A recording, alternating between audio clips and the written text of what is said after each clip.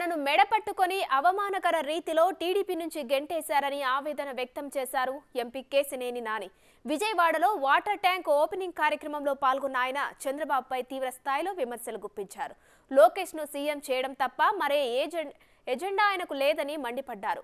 విజయవాడ అంటే ముందు నుంచి చంద్రబాబుకు చిన్న చూపేనని, శ్మశానం చేయాలని కంకణం కట్టుకున్నారని ధ్వజమెత్తారు. రాజధాని పేరుతో అమరావతి రైతులను మోసం చేశారని విమర్శించారు.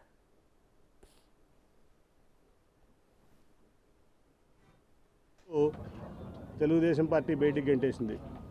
అటువంటి పరిస్థితుల్లో నన్ను ఆత్మీయంగా ఆలింగనం చేసుకుని ఆయన హక్కును చేర్చుకున్నారు. దానికి జీవితాంతం నేను ఆయన రుణపడి ఉంటాను. ఎందుకంటే చాలా అవమానకర రీతిలో నన్ను గెంటేశారు. నేను అటువంటిది ఆయన హక్కును చేర్చుకుని నాకు టికెట్ ఏమంటే నాకు ఆయన బెదవాడి నుంచి మీరే పోటీ చేయాలని చెప్పి ఆయన ప్రకటించడం నిజంగా ఇది. ఇప్పుడు మనం చూసాం చంద్రబాబు నాయుడు గారి ఎజెండా ఏంటంటే సింగిల్ పాయింట్ ఎజెండా. ఆయన కుమారుడు లోకేష్ గారిని ముఖ్యమంత్రి చేసుకోవడం తప్ప ఆయనకి వేరే ఏం ఎజెండా లేదు. నేను మొన్న కూడా చెప్పా, 2014 నుంచి 2019 వరకు నేను ఇక్కడ విజయవాడ ఎంపీని. ఒక 100 కోట్లు మీరు విజయవాడకి ఇచ్చారా అని నేను అడిగాను. 100 కోట్లు సెంట్రల్ గవర్నమెంట్ ఫండ్స్, నేను తెచ్చిన ఫండ్స్ తప్ప ఒక 100 కోట్లు విజయవాడకి ఇచ్చారని నేను చంద్రబాబు నాయుడు గారిని పబ్లిక్గా ప్రశ్నించాను. అంటే చాలామంది ఇక్కడ అమరావతి కడుతున్నారు, క్యాపిటల్ కడుతున్నారు, అసలు ఈ ప్రాంతాన్ని బ్రహ్మాండంగా అభివృద్ధి చేస్తారు చంద్రబాబు నాయుడు గారిని చాలా అపోహలు ఆ రోజు నుంచి కూడా ఉన్నారు. కానీ ఆయన అమరావతిని ఎట్లా డెవలప్ చేస్తారో నాకు తెలియదు. కానీ విజయవాడను మటుకి ఒక శ్మశానం లాగా తయారు చేయడానికి ఆయన కంకణం కట్టినారు. ఆయన ఒక ఓల్డ్ చార్మినార్ లాగా విజయవాడను తయారు చేయాలని ఆయన యొక్క లక్ష్యం. ఎందుకో కానీ నాకు తెలియదు, విజయవాడ అంటే ఆయనకి చాలా చిన్నచూపు మొదటి నుంచి కూడా. ఇక్కడ ప్రజలన్నా విజయవాడ అన్నా ఆయన చాలా చిన్నచూపు. ఎప్పుడో ఆయన రైల్వే స్టేషన్లో ఎవరో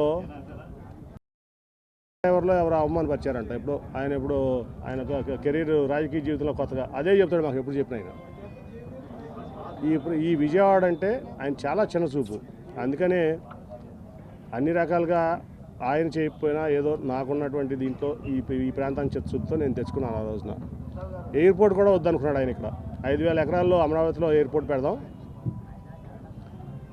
ఈ ఎయిర్పోర్ట్ వద్దనుకుంటే ఆ రోజు వెంకయ్యనాయుడు గారు నేను చాలా అడ్డం తిరిగే దాని మీద. నేను ఈ ప్రాంతంలో రాజధాని ఉండడానికి వ్యతిరేకం కాదు, కట్టుకోండి రాజధాని. మీకు కృష్ణానది దాటిన తర్వాత మరి ఆ వారధి అవతల నుంచి కాజ వరకు మీకు కావాల్సిన సెక్రటరియేటో లేకపోతే కౌన్సిలో లేకపోతే అసెంబ్లీలో హైకోర్టులో ఇప్పుడు కట్టారు కదా, టీడీపీ ఆఫీస్ కట్టారు, డీజీపీ ఆఫీస్ కట్టారు.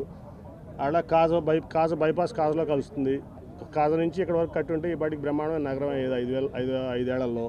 అది కట్టకుండా ఎక్కడో 55,000 ఎకరాలు 33,000 ఎకరాలు రైతులను మోసం చేసి వాళ్ళ రైతుల్ని రోడ్డు మీద పడేసి ఆయన ₹1 కూడా మా దగ్గర డబ్బులు లేవని చెప్పి అమరావతి ఫండ్ అనమాట. వాళ్ళ రైతులు ఎకరానికి 10,000 వేసుకుని వాళ్ళు బాగు చేసుకుంటున్నారు. వాళ్ళు కోట్లు ఇబ్బంది పడుతున్నారు. అంటే నేను చెప్పేది ఏంటంటే నువ్వు ఆ రోజున రాజధాని పెట్టాల్సింది